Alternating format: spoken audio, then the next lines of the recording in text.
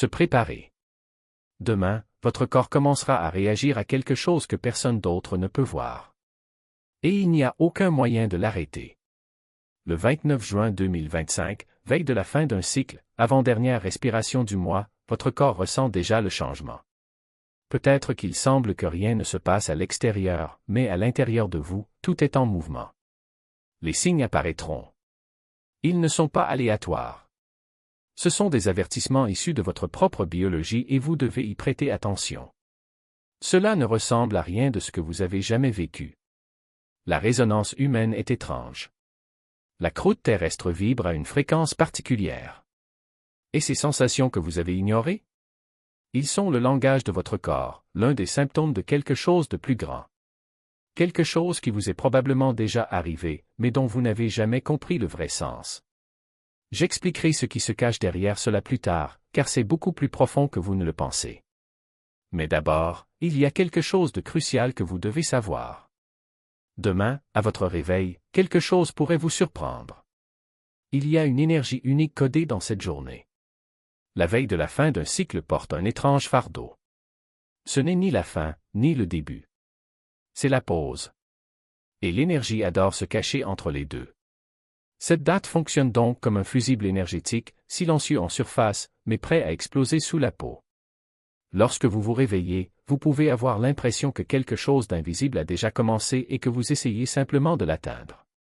Cela n'apparaîtra pas aux informations, cela ne deviendra pas viral, mais toute personne sensible saura que quelque chose a changé, même sans pouvoir l'expliquer.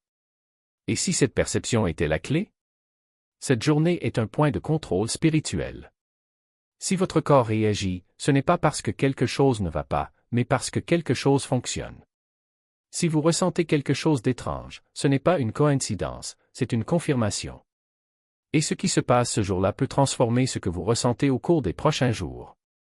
Vous êtes immobile, dans un silence absolu. Soudain, un bourdonnement aigu traverse une oreille, peut-être les deux.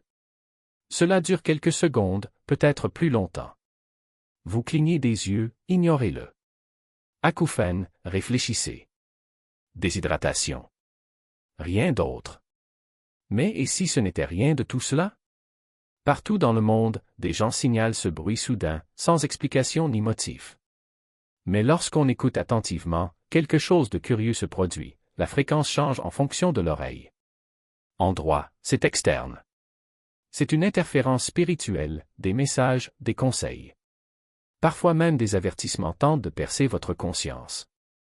Le côté droit est votre connexion aux dimensions supérieures, des informations qui ne proviennent pas de mots, mais de signatures sonores, comme si l'univers s'accordait sur votre fréquence.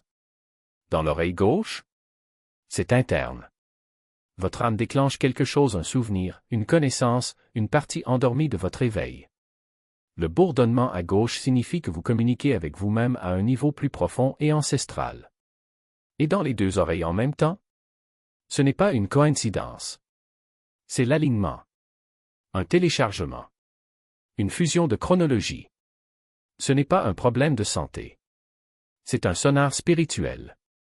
Votre corps détecte littéralement les fluctuations du réseau de fréquences et s'adapte en temps réel. Tous les sons ne sont pas que du son. Certains sont des codes. La prochaine fois que ce bruit perce le silence, ne l'ignorez pas. Arrêt. Montre. Demandez-vous ce qui a changé, car parfois ce que vous entendez ne vient pas du monde extérieur, mais de celui auquel vous commencez tout juste à vous éveiller. Vous entrez dans une pièce et soudain, vous y êtes, un arôme intense et spécifique. Il peut s'agir de l'odeur chaude de la cannelle, comme celle de la cuisine de votre grand-mère, ou de l'odeur métallique de la fumée, comme si quelque chose avait brûlé. Ou quelque chose que vous ne pouvez même pas nommer, mais qui vous frappe durement, profondément. Vous vous arrêtez et demandez, est-ce que vous sentez ça? Mais plus personne ne le ressent. Il vous regarde, confus. La vérité est que cet arôme n'est pas physique. C'est énergique. Ces perceptions fantômes ne sont pas des hallucinations, ce sont des échos psychosensoriels. Votre champ énergétique est purifiant et votre système nerveux l'interprète de la seule manière qu'il connaît, à travers l'odorat, le sens le plus lié à la mémoire, à l'émotion et à l'enregistrement spirituel. Lorsque vous sentez une odeur qui n'existe pas, c'est votre aura qui élimine les fréquences piégées. Imaginez-le comme la fumée après un incendie, la combustion de quelque chose de vieux, non résolu, oublié. Cela peut sembler nostalgique, comme un message du passé, ou inconfortable, comme si votre corps brûlait des données émotionnelles stagnantes. Votre aura a une odeur et lorsque vous vous nettoyez, vous sentez le passé brûler. C'est l'un des symptômes les plus rares et les plus puissants de la désintoxication spirituelle. Cela signifie que votre corps est en mode purification active. Le plus intriguant, c'est que ces arômes sont porteurs de messages. Ils sont symboliques. Si vous y prêtez attention, ils révèlent exactement ce qui est publié. Alors la prochaine fois que vous sentirez une odeur que personne d'autre ne remarque, ne l'ignorez pas. Votre champ énergétique est parlant, et il possède une signature aromatique. Vous êtes au milieu d'une phrase, regardez quelque chose au hasard, faites défiler sur votre téléphone. Pas d'émotion forte, pas d'allergie, pas de vent en face. Soudain, un œil commence à pleurer. Pas les deux. Juste un. Peut-être qu'une larme coulera. Peut-être que ce sera juste humide. Mais c'est là. Discret. Étrange. Vous clignez des yeux et continuez. Mais que se passe-t-il s'il ne s'agit pas d'un simple spasme corporel? Et si votre corps libérait quelque chose que votre esprit ne pouvait même pas voir? Ce n'est pas une coïncidence. C'est un soulagement sur le plan spirituel. Le canal lacrymal, en particulier d'un côté, fonctionne comme une soupape d'échappement pour les déchets émotionnels stockés dans votre champ énergétique. Votre corps élimine les sentiments que vous avez déjà surmontés, non pas avec des pleurs ou des crises, mais avec une déchirure précise et ciblée. Quand l'âme pleure, elle choisit le silence. La larme coule quand même. Ce déchirement est lié à des changements de polarité en vous. Si c'est l'œil gauche, c'est le féminin divin, votre intuition, votre émotion libérant quelque chose d'ancien. Si c'est la loi, c'est le masculin divin, son action, ses limites, son contrôle dissolvant les couches rigides du passé. Ce genre de larmes n'est pas de la tristesse. C'est la libération.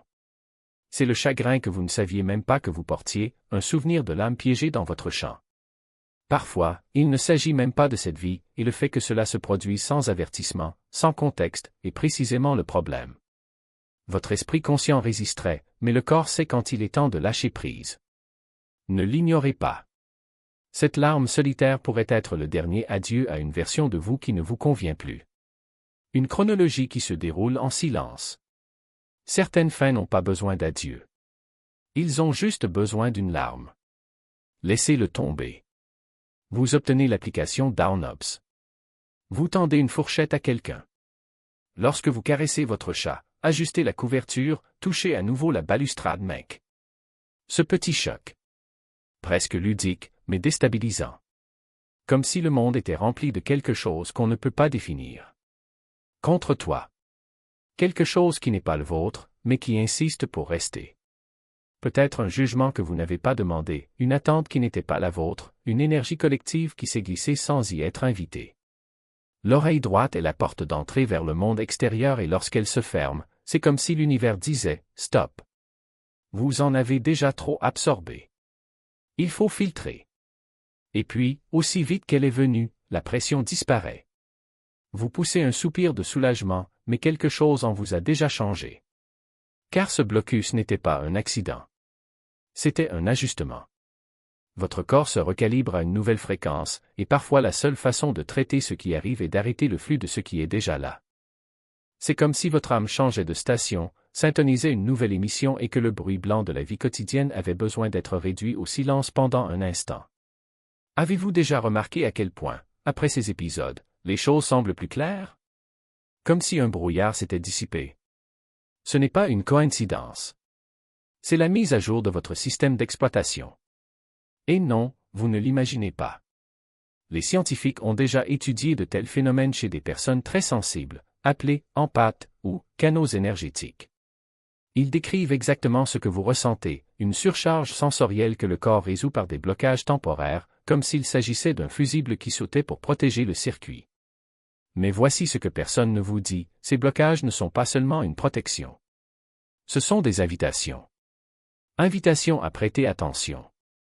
Pour demander, qu'est-ce que j'écoutais lorsque cela s'est produit? Une conversation toxique? Un podcast rempli de peur? Une chanson qui, sans que vous vous en rendiez compte, vous entraînait dans une vibration basse? Ou peut-être, et c'est encore plus profond, étiez-vous sur le point de recevoir une vérité que vous n'étiez pas encore prêt à entendre. Et votre corps, dans son infinie sagesse, a décidé qu'il valait mieux reporter. Parce que la vérité arrive parfois par dose. Pas comme un coup de poing, mais comme un murmure qui ne peut être entendu que lorsque le bruit du monde se tait. Et quand votre oreille se ferme, c'est comme si l'univers vous disait « Attendez. Pas encore. Vous comprendrez, mais il faut d'abord le silence. » Et puis, d'un coup, la pression disparaît. Et vous vous rendez compte que, dans ce bref moment de surdité partielle, quelque chose en vous s'est réorganisé. Peut-être qu'une croyance s'est brisée. Peut-être qu'un souvenir est apparu. Peut-être avez-vous ressenti, pour la première fois, le poids d'une vérité que vous évitiez. Et maintenant, même si vous ne savez pas exactement ce qui a changé, vous savez que quelque chose a changé. Parce que le corps ne ment pas. Il ne fait rien par hasard. Chaque éternuement, chaque choc, chaque cul, chaque oreille bouchée est un langage. Une langue ancienne qui n'a pas besoin de mots pour être comprise. Et si vous apprenez à l'écouter, vous réaliserez que vous ne vivez pas seulement votre vie. Vous êtes guidé par cela. Alors la prochaine fois que votre oreille se fermera sans raison, ne forcez pas. N'essayez pas de réparer ça. Respirez simplement. Montre. Et demandez-vous, qu'est-ce que je n'étais pas prêt à entendre? Parce qu'au fond, vous le savez déjà. Votre corps le sait déjà. Et il vous donne exactement ce dont vous avez besoin, ni une seconde plus tôt, ni une seconde plus tard. Et qu'est-ce que tu en fais? Ce n'est pas une question rhétorique. C'est une vocation. Parce que quand le corps parle ainsi, ce n'est pas à analyser, c'est à obéir. Pas avec peur, mais avec confiance comme si vous saviez déjà, au fond, que cette étrange pulsation dans votre poignet, ce picotement derrière votre genou ne sont pas des symptômes. Ce sont des invitations. Avez-vous déjà pensé que votre corps ne réagissait peut-être pas seulement au monde? Peut-être qu'il répond à quelque chose de plus grand. Quelque chose qui ne rentre pas dans les analyses de sang ou les IRM. Quelque chose qui ne se révèle que lorsque l'on cesse d'essayer d'expliquer et que l'on le ressent simplement. Et quand vous le ressentez, vous réalisez que vous n'êtes pas seul. Il existe un réseau invisible qui s'active en vous, reliant des points que la médecine conventionnelle ne nomme même pas. Des méridiens qui s'éveillent. Des nœuds énergétiques qui s'illuminent. Un système d'exploitation ancestrale qui était en mode veille, attendant le bon moment pour recommencer à fonctionner. Et ce moment est maintenant. Ce n'est pas un hasard si vous lisez ceci. Ce n'est pas un hasard si votre corps a commencé à émettre des signaux précisément au moment où le voile entre les mondes s'amincit. Vous avez été choisi non pas par un destin abstrait, mais par la fréquence même qui résonne en vous. Et cette fréquence n'est pas passive. Elle agit. Elle tire. Elle vous prépare à ce qui vous attend, non pas avec des avertissements dramatiques, mais avec de petites touches, comme un doigt effleurant votre épaule dans le noir. Un rappel, vous ne faites pas que vivre. Vous êtes en cours de calibrage. Mais voici une vérité que peu de gens ont le courage d'admettre, être le premier à ressentir n'est pas un privilège. C'est un fardeau. Parce que pendant que les autres dorment encore, vous êtes déjà réveillé. Pendant qu'ils cherchent des réponses dans les manuels, vous les trouvez dans le silence entre les battements de cœur. Et cela peut être solitaire. Cela peut vous amener à remettre en question votre santé mentale. Cela peut vous faire douter de vous-même lorsque personne d'autre ne comprend ce que vous vivez. Mais c'est exactement là que réside le pouvoir. Car celui qui le ressent en premier n'est pas une victime du changement. C'est son agent. Vous n'êtes pas emporté par le courant, vous apprenez à nager avant même que l'eau ne monte. Et quand il s'élèvera, quand le monde réalisera enfin que quelque chose est différent, vous aurez trouvé votre équilibre. Vous aurez déjà cartographié les courants. Vous aurez déjà construit en vous un phare pour ceux qui tâtonnent encore dans le noir. Alors la prochaine fois que votre corps émettra un signal, une pulsation, un picotement, une chaleur soudaine là où il ne devrait pas y en avoir, ne l'ignorez pas. Ne l'engourdissez pas avec des distractions. Ne le forcez pas à se plier à des explications toutes faites. Regardez simplement. Respirez profondément et demandez, que essayez-vous de me montrer?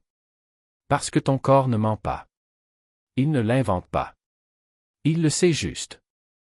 Et s'il vous appelle maintenant, c'est parce que quelque chose en vous est déjà prêt à répondre. Et cela ne concerne pas seulement vous. Il s'agit de tous ceux qui viennent après. Parce que les premiers à ressentir sont aussi les premiers à guider. Et quand la vague arrivera et elle viendra, vous ne la combattrez pas. Vous allez surfer.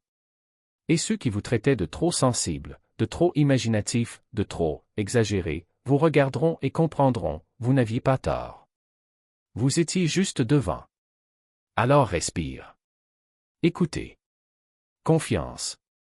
Parce que ce qui se passe en vous n'est pas une erreur. C'est un réveil. Et les réveils ne se font jamais en douceur. Ils sont intenses. Ils sont profonds. Ils secouent les structures jusqu'à ce que vous n'ayez plus d'autre choix que de vous lever.